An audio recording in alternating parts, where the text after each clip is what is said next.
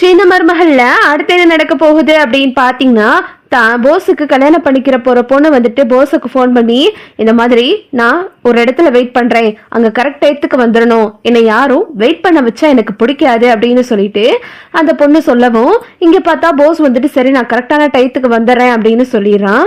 அப்புறம் பார்த்தா போஸ் வந்துட்டு இங்க ஈஸ்வரி வந்து போஸ் கையில வந்து நகையை கொடுத்து, போஸ் அவ பெரிய இடத்து பொண்ணு, ஒரு பொண்ணை பார்க்க போறதா இருந்தா நம்ம கையில ஏதாவது கொடுத்தா தான் அவ வந்து கொஞ்சமாவது உன் மேல வந்து ஆசைப்படுவா, அதனால இந்த அந்த நெக்லஸை வித்துட்டு ஒரு வைர மோதிரமா வாங்கிட்டு அவகிட்ட கொண்டு போய் கொடு அப்படின்னு சொல்லவும், போஸ் வந்துட்டு நகை கடைக்கு போயிட்டு வைர மோதிரத்தை வாங்கிட்டு போறான். அதுக்குள்ள அந்த காவிய நந்தினி அங்க வந்துட்டு வெயிட் பண்றாங்க. நமக்கு வெயிட் பண்றதுனாலே பிடிக்காதுன்னு சொன்னோமே அப்படின்னு சொல்லிட்டு அந்த காவிய நந்தினி ரொம்ப திமிரா வந்துட்டு காரை திறந்து திரும்பவும் கார்ல ஏறி திரும்பவும் வீட்டுக்கு போகல கரெக்டா போஸ் வரவும், காவியா என்ன காவியா எதுக்கு போறீங்க அப்படின்னு கேக்குறான். உடனே அந்த பொண்ணு வந்துட்டு போஸ் சப்புன்னு பலாறுலே ரோட்ல அத்தனை பேர் முன்னாடியே வச்சுட்டு அரைஞ்சிடறாங்க. உடனே இதை பார்த்துட்டு போஸ் அப்படியே கோபப்படுறான். அப்படியே கண்ணத்துல கை வச்சுட்டு ஷாக்கா பாக்குறான், என்ன இவ டக்குன்னு கை நீட்டிட்டா அப்படின்னு சொல்லிட்டு.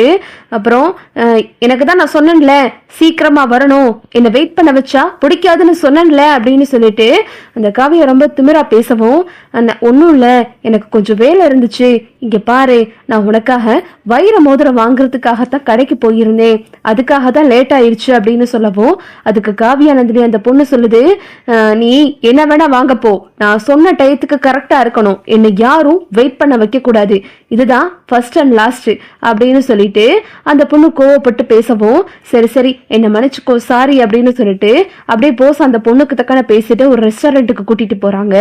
ரெண்டு பேரும் போயிட்டு உட்காந்து பேசிக்கிட்டு இருக்காங்க. உடனே அந்த பொண்ணு சொல்லுது, நான் டக்குன்னு கை நீட்டிட்டேன், எனக்கு கோபம் அப்படித்தான் வரும், என்னை வெயிட் பண்ண வச்சா கண்ணு முக்கு தெரியாம கோவம் வரும், அதனாலதான் நான் அப்படி பண்ணிட்டேன், எதுவும் நினைச்சுக்கிறாதீங்க, அடுத்த தடவையாவது நீங்க என்ன பார்க்கும்போது கரெக்ட் டயத்துக்கு வாங்க அப்படின்னு சொல்லிட்டு போஸ் கிட்ட சொல்லவும், சரி இங்க பாரு உனக்கு மோதிரம் வாங்கிட்டு வந்திருக்கேன், இது பிடிச்சிருக்கா அப்படின்னு கேக்குறாங்க. உடனே அந்த பொண்ணு திமிரா வந்துட்டு, இதெல்லாம் என்கிட்ட நிறைய இருக்கு, இருந்தாலும் நீங்க வாங்கிட்டு வந்ததுக்காக நான் வச்சுக்கிறேன் அப்படின்னு சொல்லிட்டு அந்த மோதிரத்தை கையில கூட போடாம பக்கத்துல வாங்கி வச்சிடறா.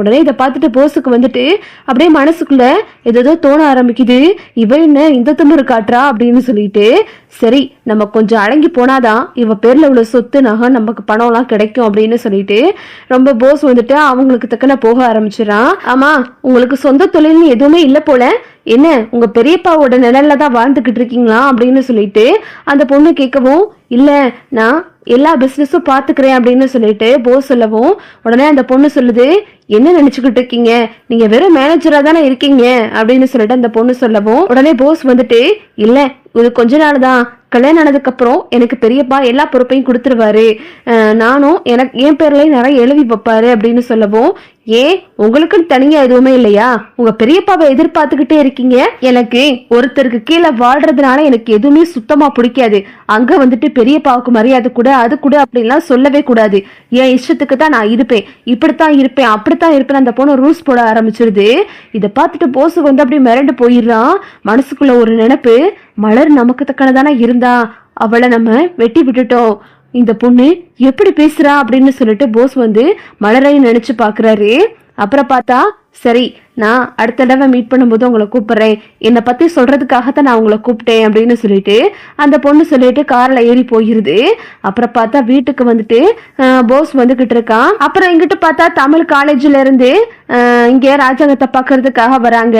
வாங்க வாங்க மேடம், எப்படி இருக்கீங்க, நல்லா இருக்கீங்களா, உங்க காலேஜ்ல உள்ள மாணவர்கள்லாம் நல்லா படிக்கிறாங்களா, தேர்வுகள்லாம் எப்படி போயிருக்கு, யாரெல்லாம் எப்படி எழுதியிருக்காங்க அப்படின்னு சொல்லிட்டு ராஜாங்க கேட்கவும், அது விஷயமா தான் சார் நாங்க உங்களை பார்க்க வந்தோம், இந்த தடவை செமஸ்டர் எக்ஸாம் நடந்து முடிஞ்சிச்சு, அதுல முதலிடம் பிடிச்சது தமிழ்ச்செல்வி தான், உங்க மருமக தமிழ்ச்செல்வி தான் இந்த தடவை செமஸ்டர்ல முதலிடம் பிடிச்சிருக்காங்க, நீங்க சொன்னீங்கல்ல இந்த தடவை யார் முதலிடம் பிடிக்காங்களோ அவங்களுக்கு அடுத்த செமஸ்டர் ஃபீஸ நானே கட்டுறேன்னு சொல்லியிருந்தீங்க, அது விஷயமா தான் பார்க்க வந்தேன் அப்படின்னு சொல்லவும், கண்டிப்பா நான் கட்டுறேன் அப்படின்னு சொல்லிட்டு ராஜாங்கமும் சொல்றாரு.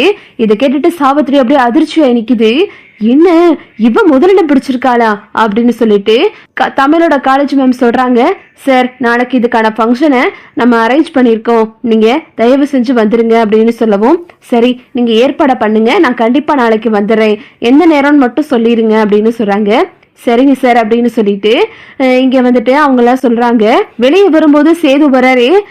வாங்க மேடம், என்ன திடீர்னு வந்திருக்கீங்க அப்படின்னு சேது கேட்கவும் உடனே வந்துட்டு அவங்க சொல்றாங்க, உங்களுக்கு விஷயம் தெரியாதா, உங்க மனைவி தமிழ்ச்செல்வி தான் இந்த செமஸ்டர்ல முதலிடம் பிடிச்சிருக்காங்க.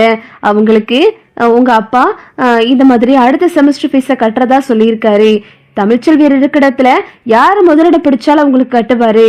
இந்த தடவை தமிழ்ச்செல்வி முதலிடம் வந்திருக்கிறதுனால தமிழ்ச்செல்விக்கு தான் அவங்களோட ஸ்காலர்ஷிப் போகுது அப்படின்னு சொல்லவும், அப்படியா அப்படின்னு சொல்லிட்டு சேது ரொம்ப சந்தோஷப்படுறாரு. சரிங்க சார், அதுக்கு விஷயமா பேசுறதுக்காக தான் நாங்கள் வந்தோம், நாங்கள் கிளம்புறோம் அப்படின்னு சொல்லிட்டு அவங்க கிளம்பி போயிடுறாங்க.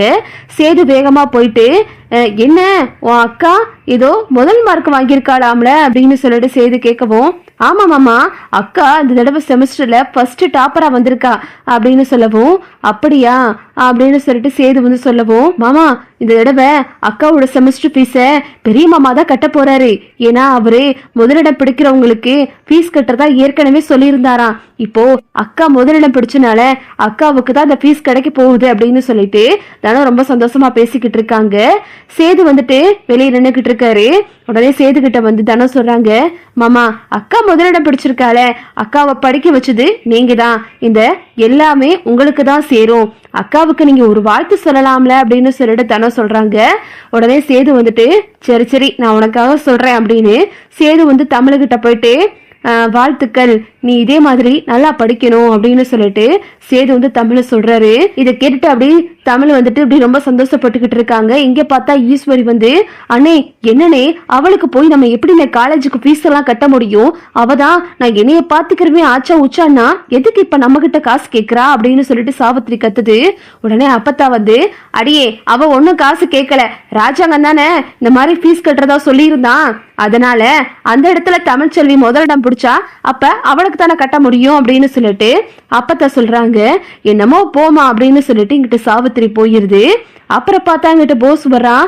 என்ன போஸ் நீ பேசினியா அந்த பொண்ணை பார்த்து, அந்த பொண்ணு என்ன சொன்னா அப்படின்னு சொல்லும் போது, அம்மா ஏமா கேக்குற, அந்த பொண்ணு சீக்கிரமா என்ன வர சொன்னுச்சு, என்னை யாரும் காக்க வைக்க கூடாது, எனக்கு வெயிட் பண்றதுனால பிடிக்காதுன்னு சொன்னுச்சு, ஆனா நான் போக கொஞ்சம் லேட் ஆயிருச்சுமா, அந்த பொண்ணு என்ன ரோடுன்னு கூட பார்க்காம எல்லாரும் மத்தியிலையும் வச்சு என்ன அடிச்சிருச்சு அப்படின்னு சொல்லும் போது, என்ன போஸ் சொல்ற, அடிச்சுட்டாளாவ அப்படின்னு சொல்லிட்டு ஈஸ்வரி ஷாக் ஆகுது.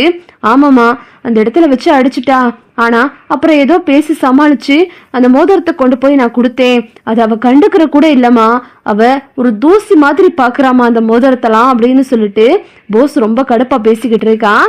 அப்புறம் பார்த்தா சித்ரா கேக்குது, என்ன போஸ் அவளை சும்மாவை விட்டேன், அக்கா வேற என்னக்கா பண்ண முடியும், அவளுக்கு தக்கன பேசிட்டு தான் வந்திருக்கேன், அவ என்னடானா நான் இப்படித்தான் இருப்பேன் அப்படித்தான் இருப்பேங்கிறா, அது மட்டும் இல்லாம நீங்களாம் பெரியப்பாவுக்கு கீழே தான் இருக்கீங்களா, அவரோட நிழல தான் வாழ்ந்துகிட்டு இருக்கீங்களா, உங்களுக்குன்னு எதுவும் சொந்தமா இல்லையான்னு கேக்குறா அப்படின்னு சொல்லவும், அதான போஸ் நான் தான் நேத்தே சொன்னேன்ல இதுதான் நடக்கும்னு, இந்த குடும்பத்துக்கு நம்ம எவ்வளவா பண்ணாலும் நம்மள காலுக்கு கீழே தான் வச்சிருப்பாங்க அப்படின்னு சொல்லிட்டு ஈஸ்வரி கடுப்பாகுது.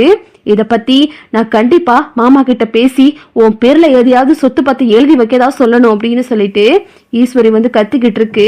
மா இவ சரியா வருவாளா அப்படின்னு சொல்லிட்டு சித்ரா கேக்குது. அதெல்லாம் சரியா வந்துருவாடி, எங்கிட்டு போயிட போறா, இங்கதானே இருக்கா, நம்ம வழிக்கு கொண்டு வந்துருவோம் அப்படின்னு சொல்லிட்டு ஈஸ்வரி சொல்லிக்கிட்டு இருக்கு. இதுதான் அடுத்தடுத்து நடக்க போகுது. ஓகே விவோஸ், இந்த வீடியோ உங்களுக்கு பிடிச்சிருந்தா லைக் பண்ணுங்க, ஷேர் பண்ணுங்க, மறக்காம நம்ம சேனலை சப்ஸ்கிரைப் பண்ணிக்கங்க. தேங்க்ஸ் ஃபார் வாட்சிங்.